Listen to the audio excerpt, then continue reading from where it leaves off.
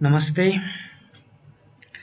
तो जीके की हम आई थिंक 2 क्लास हम लोगों ने पहले ही कर ली है और उस 2 क्लासेस में मैंने आपको बताया था कुछ इम्पोर्टेंट पर्सनैलिटीज़ के बारे में जो इंडिया में जिन्होंने फर्स्ट टाइम कोई बहुत अच्छा काम किया है। और एक जो वीडियो थी उसमें मैंने आपको बताया था कि जो इम्पोर्टेंट डेट्स हैं इंडिया में। अब हम लोग ये तीसरा लेक्चर है ये हमारा जीके का। आई होप आपको वो याद होगा और आप लोग इसे दोबारा से देखेंगे और उस चीज़ को ध्यान में रखेंगे। तो ये तीसरा लेक्चर है आप लोगों के जीके का और इसका टॉपिक आप देख सकते हैं अपने स्क्रीन पे। और इसका टॉपिक क्या है कि important heritage sites in India. Important heritage sites in India. अच्छा, पहला क्वेश्चन आप लोगों के माइंड में यही आ रहा होगा कि यार ये हेरिटेज साइट्स का क्या मतलब होता है। हेरिटेज साइट्स का मतलब होता है कि कोई भी हिस्टोरिकली इम्पोर्टेंट साइट। हिस्टोरिकली का मतलब क्या, हिस्ट्री का मतलब क्या होता है, हिस्ट्री का मतलब होता है पास्ट। ठीक है, हिस्ट्री का मतलब होता है पास्ट। तो कोई भी पास्ट की कोई मतलब कितना पास्ट यानी पुरानी चीज, 10 साल पुराना, 20 साल पुराना, 30 साल पुराना, 40 साल, 100 साल, यहाँ तक कि 500 ईयर्स ओल्ड, यहाँ तक कि थाउजेंड ईयर्स ओल्ड की भी बात हम लोग करते हैं हिस्ट्री में। तो उसमें होता है कि जो इंडिया के कुछ हिस्टोरिकली इम्पोर्टेंट साइट्स हैं, जगह हैं, लोकेशंस हैं, हम उसकी बात करते हैं। फॉर एग्जाम्पल एक बहुत फेमस जगह है जिसके बारे में आप सब लोग जानते होंगे, जिसका नाम है ताजमहल। तो ताजमहल के बारे में सब लोगों ने देखा है। ताजमहल किसने बनवाया था, तो ये भी शायद आप लोग ने कहीं ना कहीं तो सुना ही होगा कि ताजमहल शाहजहां ने बनवाया था। ठीक है, तो ताजमहल बहुत इंपॉर्टेंट हिस्टोरिकल साइट है हमारे इंडिया का, एक हेरिटेज साइट है हमारे इंडिया का, जहाँ लोग अक्सर जाते हैं, जहाँ लोग अक्सर जाना पसंद करते हैं, जहाँ लोग जाकर फोटो खिंचवाते हैं और पूरी दुनिया से लोग आते हैं देखने के लिए। तो हम आज के लेक्चर में इंडिया के कुछ इम्पोर्टेंट हेरिटेज साइट्स की हम लोग बात करेंगे। अब इंडिया में टोटल काफ़ी सारे स्टेट्स हैं, तो हर स्टेट्स में कोई ना कोई हिस्टोरिकल इम्पोर्टेंट हेरिटेज साइट्स हैं। आप लोगों का जो स्कूल है वो भोपाल में है, तो मैंने सबसे पहला जो हेरिटेज साइट लिया है वो भोपाल से ही लिया है और भोपाल मध्य प्रदेश में है। ठीक है, तो देखिए पहला जो हेरिटेज साइट है उसका नाम है ताज उल मस्जिद। क्या नाम है, ताज उल मस्जिद। इसकी तस्वीर आप यहाँ देख सकते हैं, ये फोटो आप देख सकते हैं कि ये एक मस्जिद है। मस्जिद को इंग्लिश में हम लोग मॉस्क बोलते हैं। And mosque is what, mosque जो है just like you have temples for you have temples which is a religious place, mosque is also a religious place. ठीक है, तो ये ताज उल मस्जिद है और ये भोपाल में है। ये आप लोग जहाँ रहते हैं भोपाल में, ये वहाँ पे है। ठीक है, और ये पूरे इंडिया का लार्जेस्ट मॉस्क है। पूरे इंडिया में इससे बड़ा कोई दूसरा मॉस्क नहीं है। और एशिया, ठीक है, आप लोगों को पता होगा या नहीं होगा कि एशिया जो कि एशिया में बहुत सारे कंट्रीज आते हैं। एशिया में इंडिया आता है, एशिया में पाकिस्तान आता है, एशिया में चाइना भी आता है, एशिया में नेपाल भी आता है। और इस टाइप से काफ़ी सारे और जो देश हैं वो एशिया में आते हैं। तो एशिया में भी ये सबसे लार्जेस्ट तो नहीं है but one of the largest है। वन ऑफ द लार्जेस्ट यानी बहुत सारे बड़े मॉस्क में से, बहुत सारे बड़े मस्जिदों में से ये एक मस्जिद है और बहुत ही फेमस ये जगह है। ठीक है, इसको मुगल एम्परर बहादुर शाह जफर एक राजा का नाम था, एक एम्परर का नाम था, उन्होंने इस मॉस्क को बनवाया था।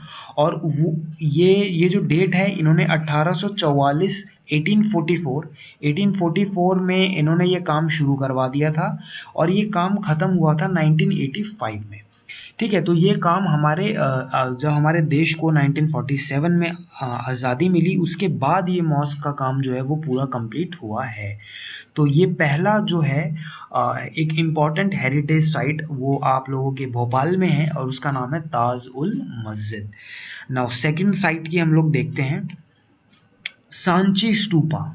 ठीक है, ये सांची स्तूपा है और मैं आपको बता दूं कि ये भी जो है ये भोपाल में ही है। ठीक है, आप लोग जहाँ रह रहे हैं भोपाल, ये भी भोपाल में है और one of the most important historical sites है ये सांची स्तूपा। ठीक है, जैसे अलग अलग रिलीजन होते हैं ना, उसी टाइप से ये इंडिया के one of the oldest stone structures में से है। स्टोन स्ट्रक्चर का मतलब क्या होता है कि it is made up of stone. ये completely made up of stones, completely made up of stones। ये पूरी तरह से सिर्फ स्टोन से ही बना है और ओल्डेस्ट स्टोन स्ट्रक्चर है। This is even you can say this is even approximately this is 2003, you can say this is 20 to 2000 year, I mean 2000 years old, approximately 2000 years old, यानी कि लगभग, अप्रोक्सीमेटली का मतलब होता है लगभग, लगभग 2000 साल से भी पुराना ये एक स्ट्रक्चर है जो इंडिया में है। एक एम्परर हैं अशोका, जिनके बारे में आप लोगों ने शायद सुना होगा, अशोका पिलर के बारे में आप लोगों ने सुना होगा। वो जो आप कॉइन्स होता है ना, कॉइन्स में जो 3 लायंस होते हैं, कभी कॉइन को देखना, कोई भी 5 रुपीज़ कॉइन, 2 रुपीज़ कॉइन को आप उल्टा करके देखना, उसमें आपको ऐसे 3 लायंस मिलेंगे, एक ऐसे, एक ऐसे, एक ऐसे। वो अशोका उसको नेशनल एम्बलम बोला जाता है। ठीक है, तो वो नेशनल एम्बलम अशोका जी के द्वारा जो है बनाया गया था। तो एम्परर अशोका ने इसका काम शुरू करवाया था। ठीक है, और आगे जाके ये काफ़ी सालों बाद इसका काम कंप्लीट हुआ था, लेकिन शुरू जो है वो अशोका ने करवाया था। और अशोका जो है वो मौर्य एम्पायर के एम्परर थे। वो मौर्य एम्पायर के एम्परर जो हैं अशोका वो थे। तो सांची स्तूपा जो है, और ये किन का स्ट्रक्चर है? बुद्धिस्ट। इसको आप कह सकते हो ये बुद्धिस्ट स्ट्रक्चर है। ठीक है, इससे पहले मैंने आपको जो बताया था मॉस्क, आप लोगों को पता होगा कि मॉस्क जो होता है वो यूज़ किया जाता है, यूज्ड बाय मुस्लिम्स, कि जो मुस्लिम्स होते हैं वो अपने प्रेयर के लिए इसको यूज़ करते हैं, use by Muslims for prayers. ठीक है, अब प्रेयर के लिए जो है वो मुस्लिम्स इसको यूज़ करते हैं। उसी तरह से ये जो स्ट्रक्चर है ये बुद्धिस्ट स्ट्रक्चर है। ओके, तो ये है सांची स्तूपा। इसका लोकेशन कहाँ है? सांची टाउन में है, जो कि सांची टाउन जो है वो भोपाल में है और भोपाल जो है वो मध्य प्रदेश में है। ठीक है, ये ओल्डेस्ट स्टोन स्ट्रक्चर है क्योंकि ये सिर्फ स्टोन से बना है और इसको एम्परर अशोका के टाइम में इस काम को शुरू करवाया गया था। तीसरा है नालंदा यूनिवर्सिटी। ठीक है, तीसरा है नालंदा यूनिवर्सिटी और इसकी लोकेशन कहाँ है? तो इसकी लोकेशन है मगध में, मगध बिहार। बिहार एक स्टेट है, आप लोगों ने सुना होगा बिहार स्टेट के बारे में। तो बिहार स्टेट में एक जगह है उसका नाम है मगध, और इस मगध में ये यूनिवर्सिटी हुआ करती थी। ठीक है, ये जो यूनिवर्सिटी, ये जो आप फोटो देख रहे हो, ये फोटो ये मगध में हुआ करती थी। आज आप देख रहे हो कि ये सिर्फ इसका ये कुछ पोर्शन ही इसके बचे हैं, बाकी ये यूनिवर्सिटी जो है ये टूट गई है, ये डिस्ट्रॉय हो गई है। और ये इंडिया की एंशियंट यूनिवर्सिटी है, सबसे पुरानी यूनिवर्सिटीज में से एक है। यूनिवर्सिटी क्या होता है आप लोगों को पता होगा, जैसे स्कूल होता है ना, स्कूल में आप लोग पढ़ाई करते हो, तो आप लोग या तो अभी 3rd क्लास में होगे या 4th क्लास में होगे, और उसी तरह से आप 5th में जाओगे, 6th में जाओगे, 7th में जाओगे, उसी तरह से आप 12th क्लास तक जाओगे। और 12th क्लास के बाद जो आपकी पढ़ाई होगी वो यूनिवर्सिटी में होगी, जहाँ पे हायर एजुकेशन ली जाती है। तो नालंदा यूनिवर्सिटी जो है वो वर्ल्ड की ओल्डेस्ट यूनिवर्सिटी है और पूरी दुनिया में यहाँ से बच्चे जो हैं वो पढ़ने के लिए आया करते थे नालंदा यूनिवर्सिटी में। और नालंदा यूनिवर्सिटी की बहुत बड़ी लाइब्रेरी थी, लाइब्रेरी जहाँ पे बहुत सारी बुक्स होती हैं, आपके स्कूल में भी लाइब्रेरी होगी। तो उसमें 3 बिल्डिंग जो है वो केवल किताबों से वो भरी हुई थी, इतनी बड़ी उसमें लाइब्रेरी थी। तो ये नालंदा यूनिवर्सिटी की तस्वीर आप लोग देख रहे हैं सामने से। और ये नालंदा यूनिवर्सिटी कहाँ है? तो मगध में, बिहार। अगर आप लोगों को कहे कौन से स्टेट में है तो बिहार में है, और बिहार में कहाँ है? तो मगध में है। और नालंदा यूनिवर्सिटी क्या है? तो इंडिया की एक एंशिएंट यूनिवर्सिटी है जहाँ पे पूरे वर्ल्ड से लोग पढ़ने के लिए आते थे। तो students from around the world studied in this university. It had a huge library divided into 3 buildings. ठीक है, ये नालंदा यूनिवर्सिटी हो गई। चलिए अभी हम लोग अगला देखते हैं, मैसूर पैलेस। ये आप देख सकते हो, ये जो तस्वीर आपको दिख रही है ना, ये है मैसूर पैलेस। ठीक है, ये मैसूर पैलेस, मैसूर कहाँ पर है? मैसूर जो है वो कर्नाटका में है। तो मैसूर पैलेस कहाँ होगा? वो कर्नाटका में होगा। ये एक बहुत बड़ा सा पैलेस आपको नजर आ रहा है, ये बहुत फेमस जगह है। टूरिस्ट लोग जो होते हैं ना, जो घूमने के लिए जाते हैं, वो बहुत इस पैलेस में वो बहुत ज़्यादा जाते हैं। ठीक है, और ये 500 ईयर ओल्ड है। ये 500 से भी ज़्यादा ओल्ड ये पैलेस है जो कर्नाटका में है। और इसी पैलेस में एक फेमस डॉल पवेलियन है। डॉल पवेलियन, डॉल जैसे आप लोगों को पता चल रहा होगा, डॉल का मतलब क्या होता है? कोई गुड्डा गुड़िया, उसको आप लोग डॉल बोलते हैं। तो ये देख रहे हो, ये वाली फोटो आप देख रहे हो, इसमें आपको यहाँ पे ये राम जी दिख रहे होंगे, ये राम है। ठीक है, और ये आपको दिख रहे होंगे हनुमान। ठीक है, ये हनुमान जी हैं। तो ये राम जी हो गए, ये हनुमान जी हो गए। तो ये एक डॉल पवेलियन है जिसमें काफ़ी सारी मूर्तियां रखी हुई हैं। फेमस फेमस जो है, काफ़ी सारी इस टाइप की अट्रैक्टिव, क्रिएटिव, कलरफुल जो है मूर्तियां इस डॉल पवेलियन में रखी गई हैं। और उसका ये एक छोटा सा एग्जाम्पल है ये तस्वीर। ठीक है, और इस टाइप के और भी कई सारे जो है मतलब डॉल्स जो हैं वो यहाँ पे आपको मिलेंगी। तो ये कहाँ पर है? तो ये मैसूर में है और इसको बोला जाता है मैसूर पैलेस। ठीक है, ये मैसूर में है, 500 साल, 500 ईयर्स ओल्ड है, और it is one of the most visited tourist palace places in India. Okay, so now next we will move to Konark sun temple. नाम से ही मालूम चल रहा है, कोणार्क सन टेम्पल, तो ये एक टेम्पल है। अभी टेम्पल क्या होता है तो आप सब लोग जानते होंगे, टेम्पल मंदिर होता है जहां आप लोग पूजा करने जाते हैं। And temple is mostly use by Hindus, ठीक है, फॉर वर्शिपिंग। तो कोणार्क सन टेम्पल, ये जो कोणार्क है ना, इसमें कोणार्क ये जगह का नाम है, ये जगह का नाम है। और ये कोणार्क कहाँ पर है? ये उड़ीसा में है। तो कोणार्क सन टेम्पल कहाँ होगा? ये भी उड़ीसा में होगा। ठीक है, तो उड़ीसा एक स्टेट है, आप सब लोग जानते होंगे उड़ीसा के बारे में। तो कोणार्क सन टेम्पल जो है वो भी उड़ीसा में है।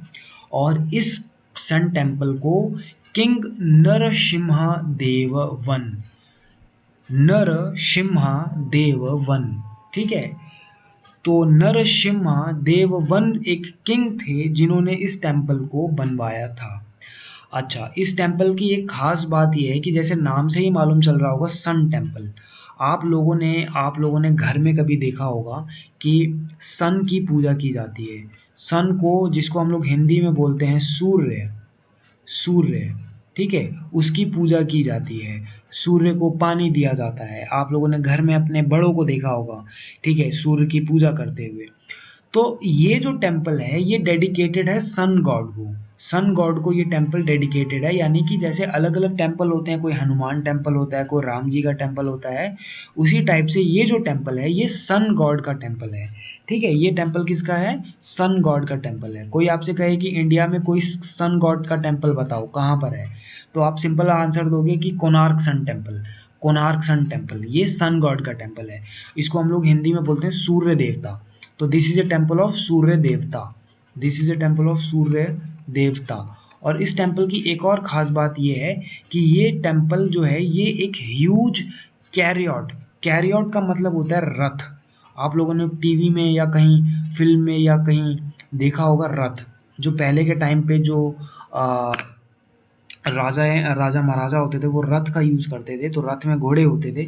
तो ये टेम्पल की खासियत ये है कि एक ह्यूज रथ के शेप में ये टेम्पल जो है बनाया गया है। एक कैरियट के शेप में इस टेम्पल को बनाया गया है। क्यों रथ के शेप में बनाया गया है? क्योंकि जो सन गॉड है, जो सूर्य देवता है, उनका जो वाहन है वो कैरियट है। सूर्य देवता का जो व्हीकल है वो क्या है? वो कैरियट है।